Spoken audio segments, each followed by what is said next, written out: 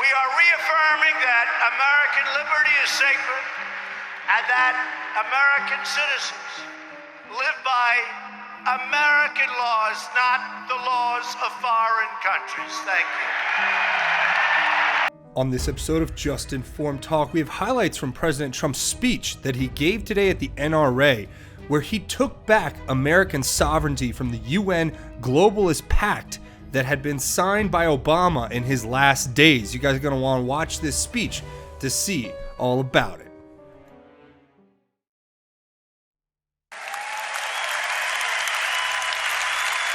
And we believe in the right to self-defense and the right to protect your family, your community, and your loved ones.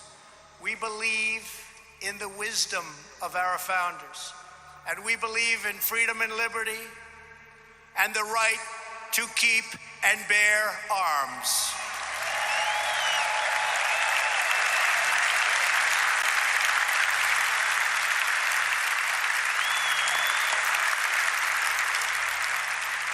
We know that faith and family, not government and bureaucracy, are the center of American life.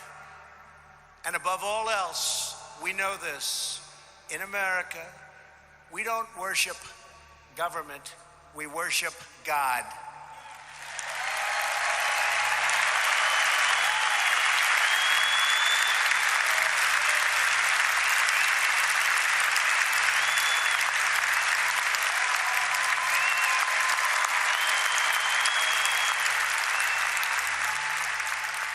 Every day of my administration, we are taking power out of Washington, D.C., and returning it to the American people where it belongs. And you see it now better than ever with all of the resignations of bad apples. They're bad apples. They tried for a coup. Didn't work out so well.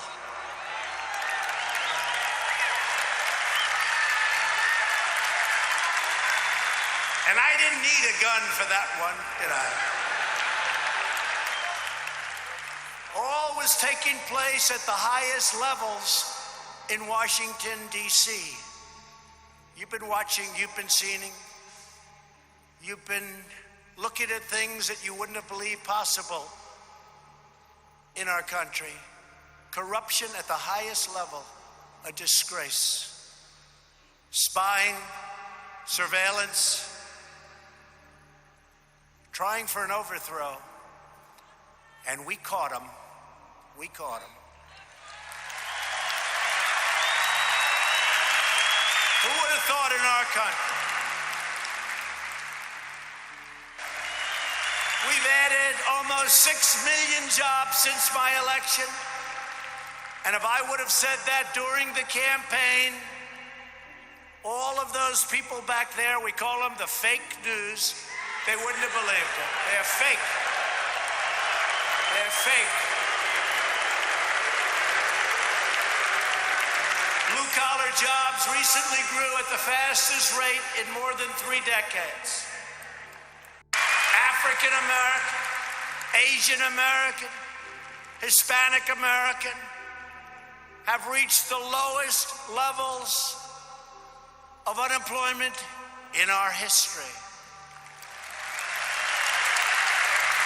America's future has never been brighter, and yet Democrats have never been angrier, especially now that their collusion delusion has been exposed to the world as a complete and total fraud.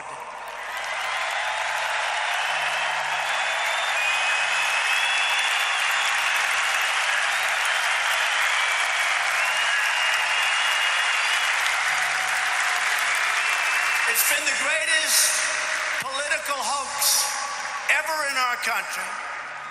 Instead of working with us to rebuild our infrastructure,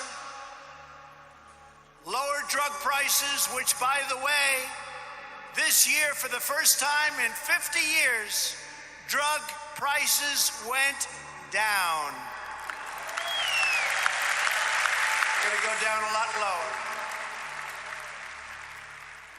And instead of working with us to fix our trade deals, which I'm doing without them, and continue creating millions and millions of new jobs, which we're doing at a level that people have not seen before, that people don't even believe.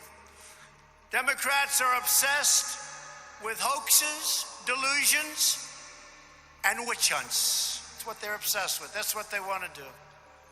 And we can play the game just as well or better than they do. Far-left radicals in Congress want to take away your voice, your jobs, your rights, and they especially want to take away your guns. You know that. They want to take away your guns. You better get out there and vote.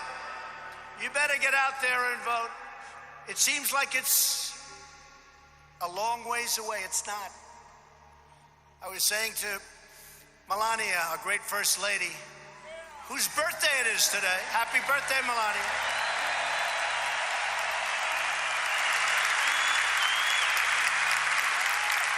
I remember standing 2.5 years ago in the same hallway where Abraham Lincoln and so many others have stood. My first night in the White House.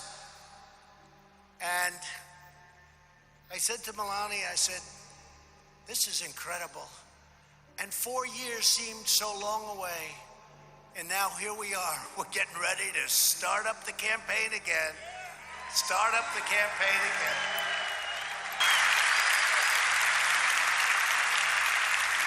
One of the gravest threats to the Second Amendment and to American freedom itself are activist judges. You see it every day. Every day. They almost always file in a certain little jurisdiction. I won't tell you what it is, but you all know. Every time we get sued on the ban, which we ended up winning, you know, we have the ban. We lost in the Ninth Circuit. We shouldn't have. We lost in the Ninth Circuit Court of Appeals, which we shouldn't have.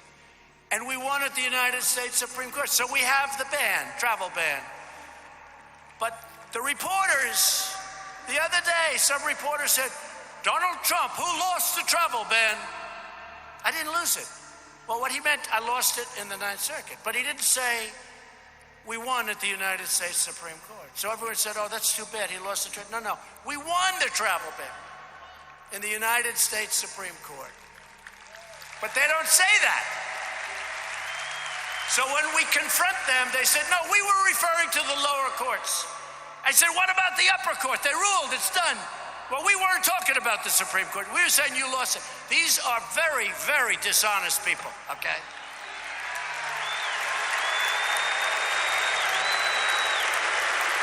Nobody gets it. Why? They're opposed to strong military. They're opposed to all of the things we've done, including making our nation wealthy, including high GDPs, including all of the security and all of the law enforcement, all of the things we're doing. It's incredible. Nobody understands it. Someday we're going to figure it out, and I'll feel much better about it.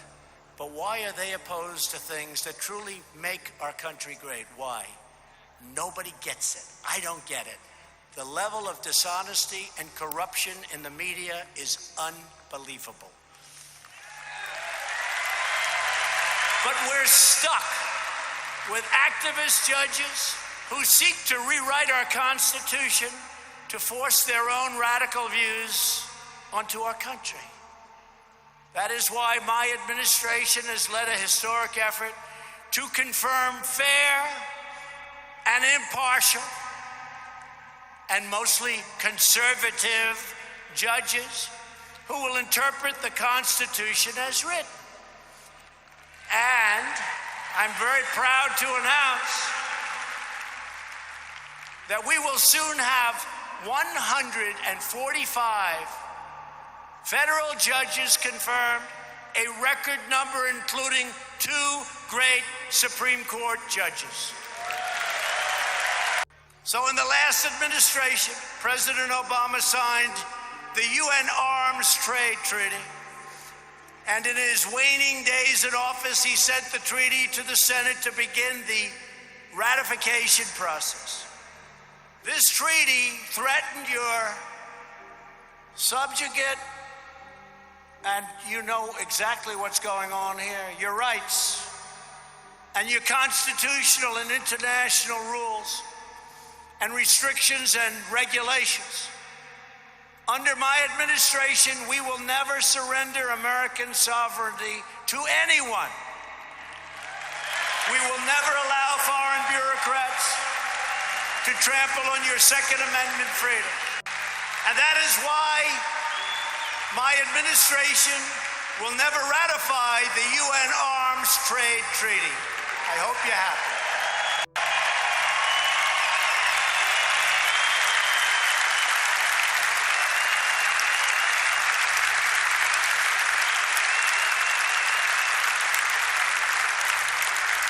And I am officially announcing today that the United States will be revoking the effect of America's signature from this badly misguided treatment. We're taking our signature back.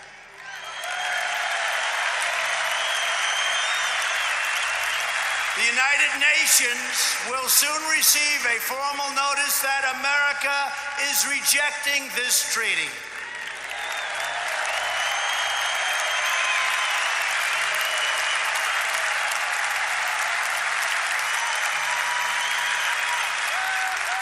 As part of this decision, I will sign right now in front of a lot of witnesses,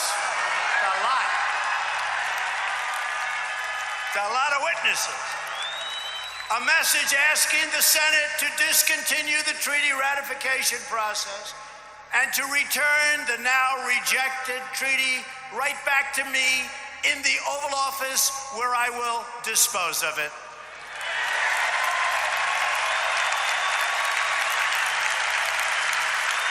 By taking these actions, we are reaffirming that American liberty is sacred and that American citizens live by American laws, not the laws of foreign countries. Thank you.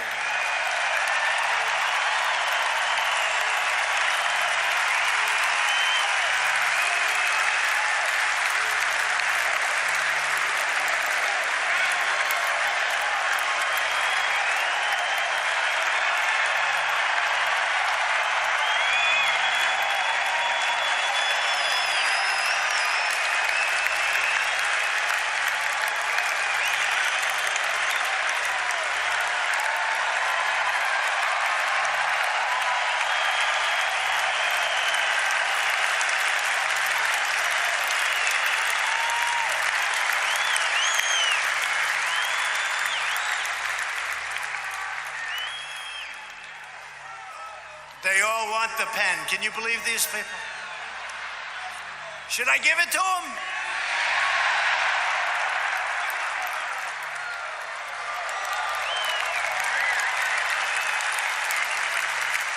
Famous pen. Every day, citizens across America exercise their constitutional right to defend themselves, their families, and their communities. That's a constitutional right. They want to take it away from you. They will take it away. You let these maniacs get into office, they will take that right away. I mean, you see what's going on. Let the Boston bomber vote. He should be voting, right? I don't think so. Let terrorists that are in prison vote. I don't think so. Can you believe it? But this is where some of these people are coming from. And they're the most popular ones. When Bernie Sanders made certain statements the other day, I said, well, that's the end of his campaign. Then what happened is everybody agreed with him. Or most of them. We know that the only way to stop a bad guy with a gun is a good guy with a gun.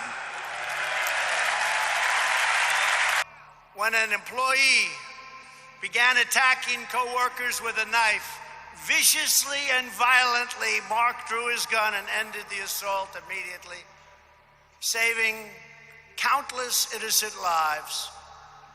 Mark, please come up.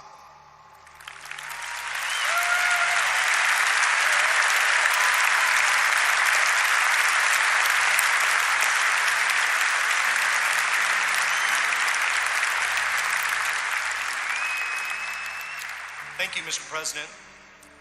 Welcome all.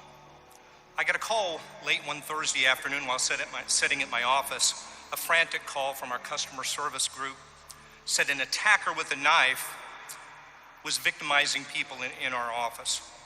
I ran to my vehicle, ran the 100 yards to the other end of our complex. It was a very chaotic scene. Screaming, crying, blood everywhere. I immediately entered the building, ran down a hall. I immediately entered the building, ran down a hallway, and saw a man attacking a woman in the neck and head with a large knife. I yelled. He stopped, paused for a moment, and ran at full speed toward me. At about 18 feet, I fired 3 rounds from my AR-15 carbine.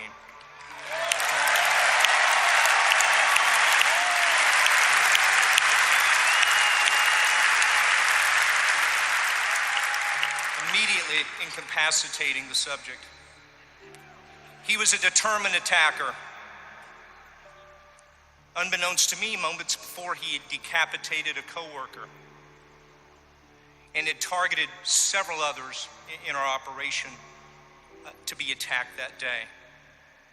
I was able to take that action because I had a gun and I was prepared to use it. These are central missions of the NRA, and I thank you, NRA, for that, and everyone here.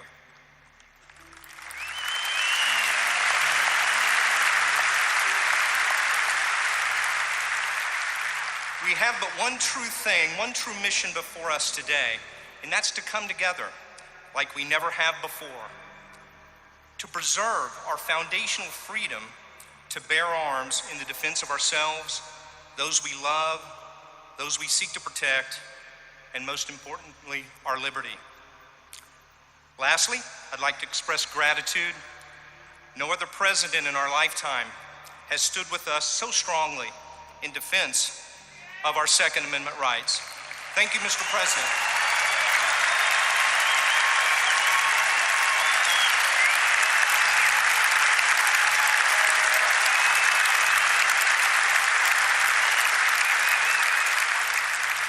Thank you, Mark. Appreciate that. Finally, Stephen Willeford joins us from Sutherland Springs, Texas, great state of Texas, where a mass shooter opened fire at the First Baptist Church. You all read about it. In November 2017, taking many innocent lives, wonderful, wonderful people. Stephen heroically risked his life to bring the horrible violence to an end. Stephen, please come up and say a few words.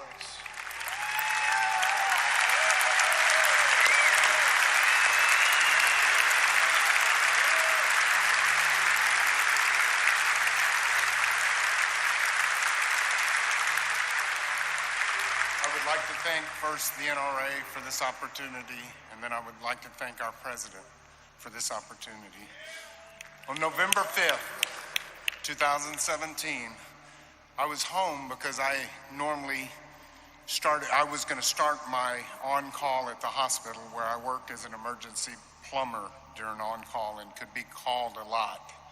So I stayed home from church that day because I wanted to get rest. Wasn't to happen. My daughter came into my bedroom and said, "Dad, doesn't that sound like gunfire to you?" I ran to my window thinking it was someone tapping at the window, and she said, "No, come into the kitchen," where I immediately said, "It is gunfire." My daughter was an NRA distinguished expert when she was 8 years old. All 3 of my children, my other daughter and my son, were NRA distinguished experts by the time they were 8 years old. I was an NRA instructor. I ran to my safe, and my daughter ran outside, ran out to her car, got in the car, and ran reconnaissance for me. She ran up to the corner and came back while I was getting a gun out of my safe and loading it, and she said, "Dad, there's a man in black tactical gear shooting up the church." And I said, "Did you call 911? She said, "I did. They're aware of it." Right away, that told me police were coming, but I couldn't wait. I couldn't wait. Our police department in Wilson County is some of the best officers in this world, and they were racing as fast as they could, but my community couldn't wait for them. I ran out the door and I told my daughter to load another magazine for me because I gave her busy work. I didn't want her to be there if I failed, and I didn't want her to be there for a target for him. The Holy Spirit took over me at that moment, and as I ran across the street, I yelled out. The gunman heard me inside. So did some of the people from the church. So did my own daughter. He came running out of the church and started shooting at me. I put 2 shots, center mass. He stopped shooting at me, ran to his vehicle. The 2 shots, center mass, he had class 3 body armor on. They made no difference, but when he ran and turned around his door to his vehicle, I put 1 in his side and 1 in his legs. He got in his vehicle, he put 2 more shots through the side window. I put 1 where I perceived his head to be and shot through the window. He took off and ran away down the street, and I'm thinking, oh my God, he's getting away. I ran out into the street, took 1 more shot that went through his back window, penetrated the driver's side seat, and hit him just right at the left shoulder blade. He continued to run. I met up with a man that was just parked and watched the whole thing, and everybody in this world would have just driven on. But this is Texas. We aren't known for our sanity. I found out later his name is Johnny, and I got in the truck with Johnny and we gave chase. And at the end, the gunman, being the coward that he was, took his own life. Inside the church were more heroes than we can even talk about in a limited amount of time. But I'm here today to talk about the fact that I used my own AR-15 to confront a shooter that had dropped 15 30-round magazines in my church.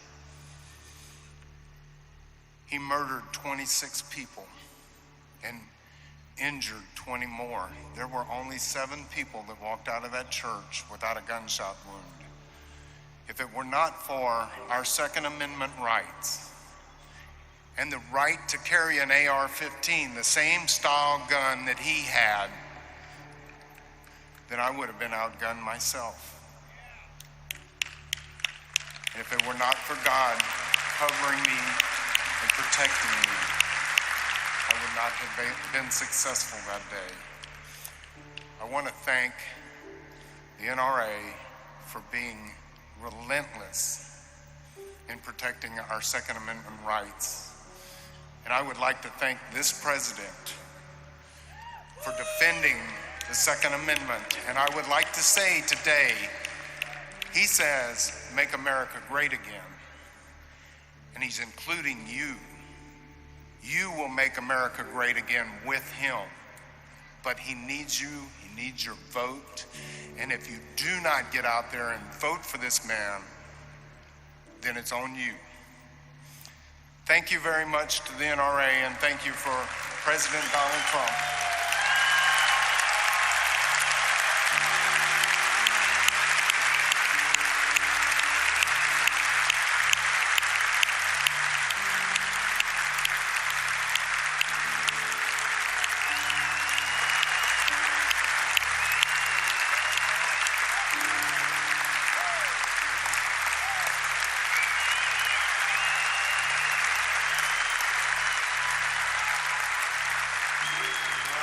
job. Thank you. Thank you. Can't say it better than that. So gun owners make our communities safer, and they make our nation stronger. Americans have always understood this truth going back to the earliest days of our nation. 2 months before the American Revolution broke out, with the shot heard round the world, a group of patriots gathered along a bridge in Salem, Massachusetts.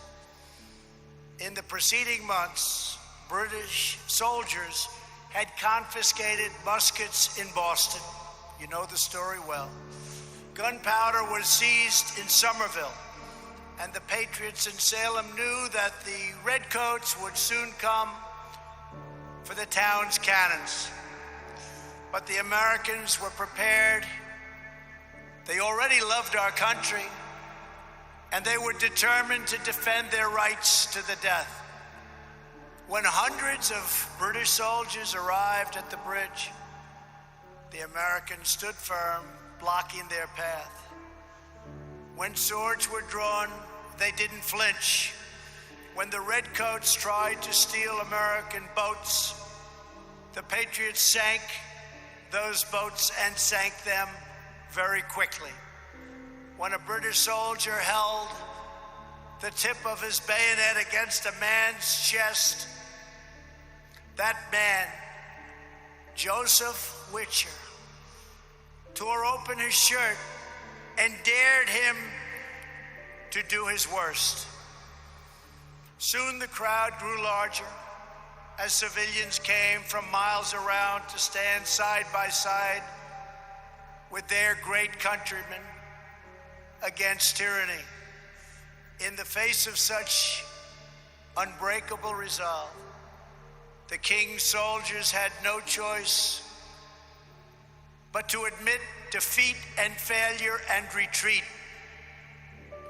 In the courageous actions of those early Americans, we see the defiant and determined spirit of patriotism that has always willed America to its greatest victories.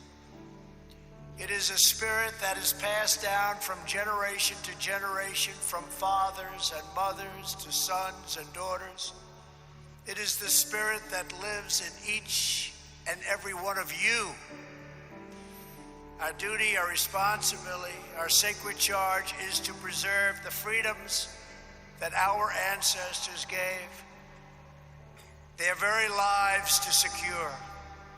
Because no matter how many centuries go by, no matter how much the world changes, the central drama of human history remains the same. On one side are those who seek power, control, and domination. And on the other side are patriots like those in this hall who stand upright and plant their feet in eternal defense of our liberty.